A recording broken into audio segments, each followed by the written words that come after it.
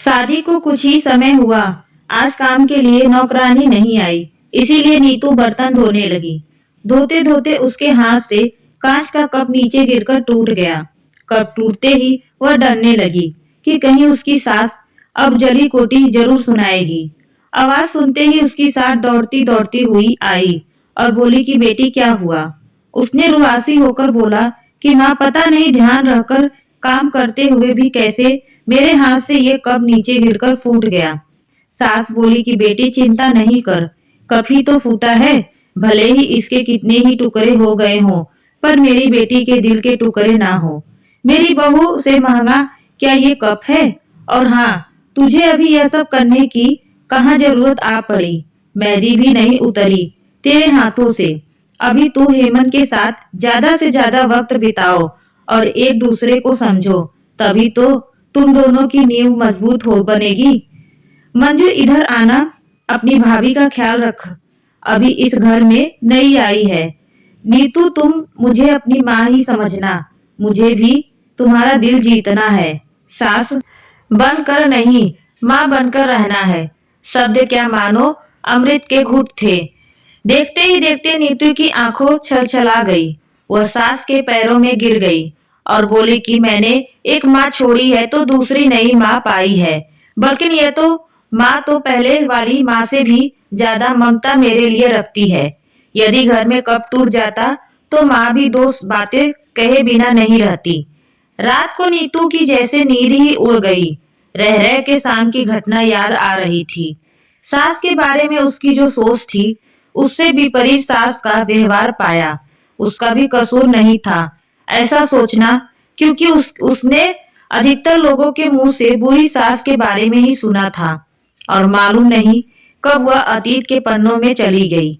उसे याद आया कि कुछ साल पहले इकलौते भाई की शादी नई नई हुई थी। भाभी के हाथों में से मेहंदी का रंग उतरने से पहले ही माँ ने भाभी पर घर के काम की पूरी जिम्मेदारी डाल दी और अपने ही नियम कानून के हिसाब से भाभी को चलने को विवश करती। माँ ने भाभी को घर में एडजस्ट होने में जरा भी वक्त नहीं दिया। भैया भाभी को बाहर ले जाते तो माँ का मुंह फूल जाता। यूं बोलती रहती कि हर समय भाभी को साथ ले जाने की क्या जरूरत है। कभी भी भाभी को खुली हंसी हंसते नहीं देखा। समय के साथ भाभी ने हंसना छोड़ दिया। फिर हर रोज घर में झगड़ा होने लगा। एक दिन भाभी के हाथ से कांच का गिलास नीचे गिरकर टूट गया। माँ चिल्लाने लगी कि कितना कीमती गिलास फोड़ दिया, रोज रोज इतना माल खाती हो, उसकी शक्ति कहाँ गई? अपने मायके में गिलास फूटा होता तो मालूम चलता। कोई भी काम ठीक से नहीं होता, ना जाने कहाँ ध्यान रहता। भाभी भी कड़क बोली कि हाँ मैं तो बैठी बैठी खाती हूँ, आप तो खड़ी खड़ी खाती हैं। जब से आई हूँ तब से रोज दो चार जली कटी ना सुना दो, तब तक आपको चैन नहीं पड़ेगा। कभी मेरी माँ को तो कभी मेरे बाप को, हमेशा मेरे मायके वाले को कोसती रहती हो। दोनों तरफ से तीर बरस कर एक दूसरे को छलनी कर रहे थे। घर के अलावा उसने और भी जगह सास बहू के झगड़े सुनते सुनते डर सा गई। वो शादी के कतराने लगी, पर माँ बाप के कारण शादी करनी पड़ी और एक अनजाने भय को लेकर ससुराल आ गई। पर आज की घटना से उसकी सोच ही बदल गई कि सब सास या बहू में ऐसा नहीं होता है। नींद न आने की वजह से उसने सोचा चलो थोड़ी देर माँ से बात कर लूं। माँ ने इतनी रात को उसको फोन करते देखकर बोला कि नीतू सब कुछ ठीक तो है ना? कहीं जमाई राजा या सास ननद से तो झगड़ा नहीं हो गया? वह बोली नहीं माँ, ऐसा कुछ नहीं। मालूम है माँ, आज मेरे हाथों से कप नीचे गिरकर टूट गया, तभी सास आ गई। और आगे बोलते उसके पहले ही माँ ने बोलना शुरू कर दिया कि बेटा फिर तेरी सास के चिल्लाने पर तूने अच्छा सा जवाब दे दिया ना? हाँ बेटा, कभी भी दब कर नहीं रहना। तू भी पढ़ी लिखी अच्छी लड़की है, तेरे में कोई कमी थोड़ी ही ना है जो सुनेगी। तभी बात को काटते हुए तेज आवाज में नीतू बोली कि माँ अब बस करो, मैं अपनी दूसरी माँ के खिलाफ कुछ नहीं सुन सकती। माँ एकाएक सहम गई और बोली तू ये क्या बोल रही है?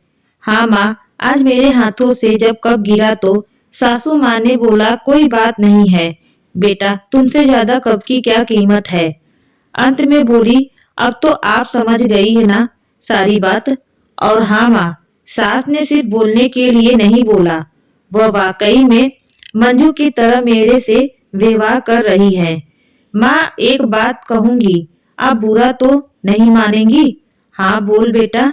माँ काश आप भी मेरी नई माँ की तरह भाभी के साथ व्यवहार करती तो शायद भैया भाभी अलग घर में नहीं होते। माँ मेरी सास ने शुरू से ही अपने प्रेम से नींव मजबूत कर ली, तो उस पर टिका परिवार में मजबूती कैसे नहीं आएगी। आज माँ को महसूस हो रहा था कि वो तो नहीं बल्कि नीतू उसकी माँ बनकर उसे अच्छी सीख दे रही है। माँ को अपनी गलती का एहसास हो चुका था।